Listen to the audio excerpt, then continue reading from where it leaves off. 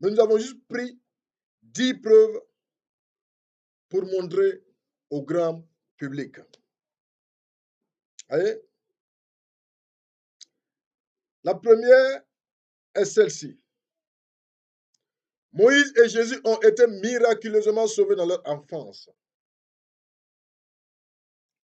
Ça, c'est la première. Dans leur enfance, ils ont été miraculeusement sauvés.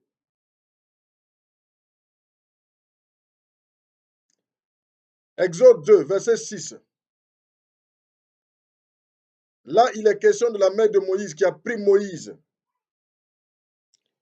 a mis dans un panier et est parti déposer au bord du marigot.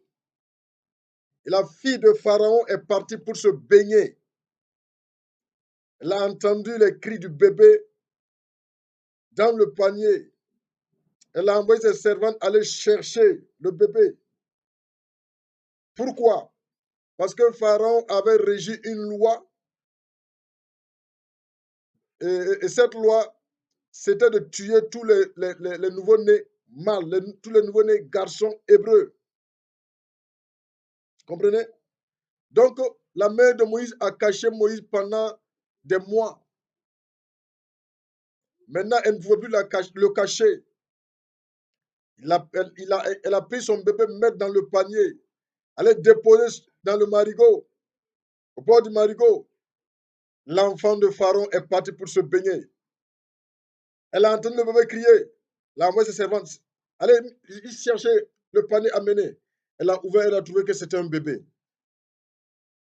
Moïse a été miraculeusement sauvé dans son enfance. Parce que Pharaon tuait tous les nouveau-nés mâles. Vous voyez? D'accord. Nous allons voir cette similarité dans la vie de Yeshua al-Mashiach. L'unique véritable Dieu, le créateur des cieux et de la terre, le sauveur de toutes les religions. Il est le chemin, la vérité et la vie. Nul ne vient au Père. S'il dit nul ne vient au Père, c'est que le Père est en lui. S'il dit nul ne va au Père, c'est que le Père est en dehors de lui. Mais il dit nul ne vient au Père. C'est pour dire que le Père est en lui. Le Père est en moi. Moi et le Père, nous sommes un. Alléluia. Nul ne vient au Père que par moi. Matthieu 2, le verset 13. Il dit ceci, lorsqu'il fut parti, un ange du Seigneur apparut en songe à Joseph et dit, lève